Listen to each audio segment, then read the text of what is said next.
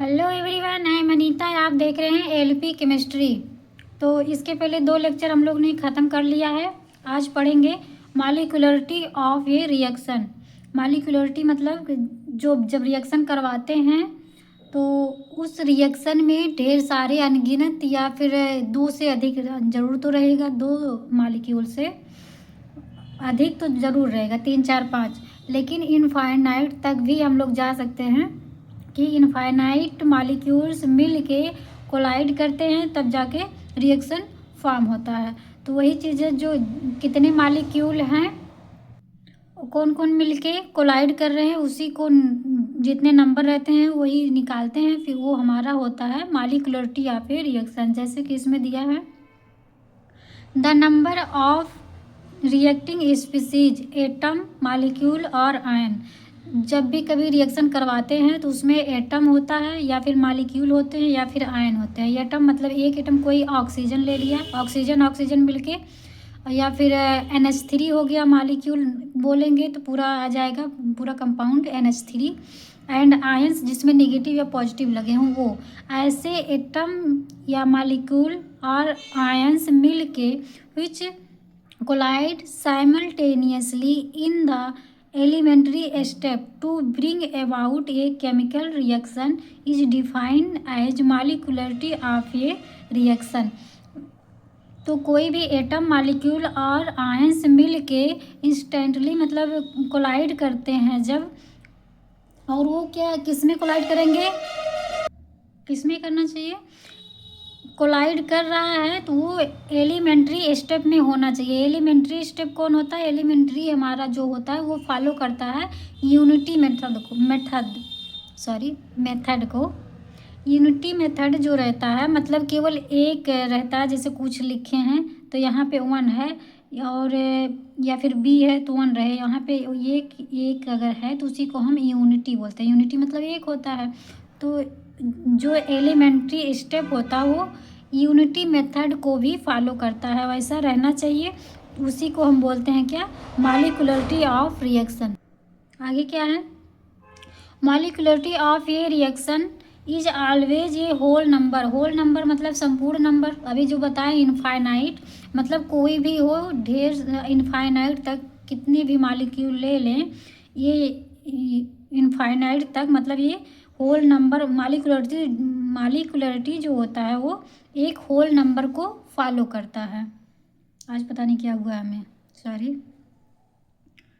आगे देखेंगे। इसमें देखिए कई टाइप का होता है रिएक्शन, या तो यूनिमॉलिक्यूलर हो, बाई मॉलिक्यूलर हो, ट्राई मॉलिक्यूलर हो, या फिर ऐसे इंक्रीज करेंगे 4 5 ऐसे करके। तो पहला अगर देखेंगे यूनिमॉलिक्यूलर रिएक्शन, ये क्या होता है?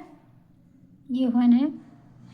When the reaction involve decomposition of a single species, जब कोई रिएक्शन एक सिंगल स्पीसीज को रिप्रेजेंट करता है, तो जब कोई रिएक्शन सिंगल स्पीसीज में डिकम्पोज होता है तो उसे it will called unimolecular reaction. जब भी कोई रिएक्शन करवाएं वो सिंगल स्टेप में डिकम्पोज हो जाए। डिकम्पोज मतलब टूटना होता है। कोई भी मॉलिक्यूल रहता है एक में रहेगा तो अलग अलग हो जाए, जो भी हो रहा है रिएक्शन वो सिंगल स्पीसीज में डिकम्पोज हो, उसे हम बोलते हैं यूनिमॉलिक्यूलर रिएक्शन। यूनि मतलब भी एक होता है, एक इससे भी समझ सकते हैं। यूनिमॉलिक्यूलर मतलब एक सिंगल स्पीसीज इसमें डिकम्पोज होगा, उसे हम यूनिमॉलिक्यूलर बोलेंगे। जैसे एग्जांपल देखेंगे, देखिए decomposition of H2O2 is a unimolecular reaction. ये कैसे होगा? जैसे कि H2O2 है, ये एक ही मॉलिक्यूल है। यहाँ पे देखिए एक लिखा है ना, मतलब ये एक ही मॉलिक्यूल है, वो भी लिक्विड का। तो जब इसका रिएक्शन करवाते हैं या डिकम्पोज होता है तो ये टूटता हमारा 1 मोल वाटर में एंड 1/2 मोल O2 में टूटता है। ठीक, तो यही जो एक ही मॉलिक्यूल लिया गया है तो इसको यूनिमॉलिक्यूलर बोलेंगे।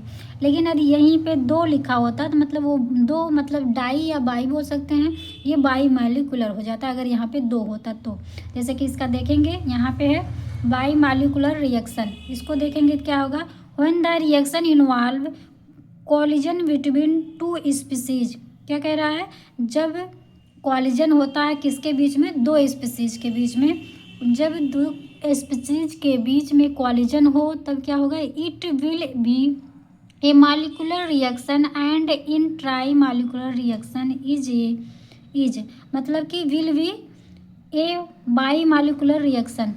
जब दो स्पीसीज मिलके रिएक्शन करते हैं तो उसे बाई मालिकुलर रिएक्शन बोलते हैं। एंड मतलब और क्या होता है, in trimolecular reaction is when मतलब ट्राई मालिकुलर रिएक्शन में क्या होता है, व्हेन जब इफ थ्री स्पीसीज यदि three species take part the collision मतलब इसमें यूनी में एक मालिक्यूल था, जैसे कि यहाँ पे आपने देखा, बाई में दो मालिक्यूल लेंगे एंड यहाँ पे अगर बोल रहा है थ्री स्पीसीज हो तब क्या होगा, अगर थ्री स्पीसीज में कॉलिजन हो रहा है तो उस रिएक्शन को हम बोलेंगे ट्राई मालिकुलर रिएक्शन।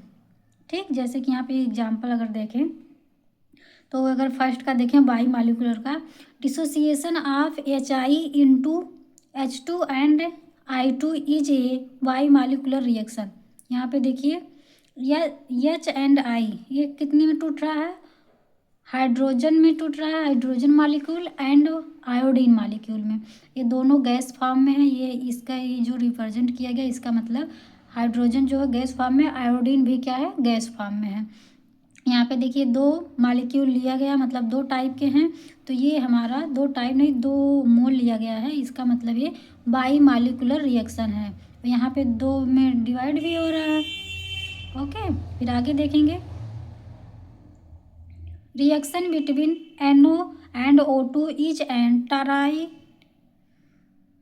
क्या बोल रहे हैं आज, देखिए reaction between NO and O2 is an try molecular reaction.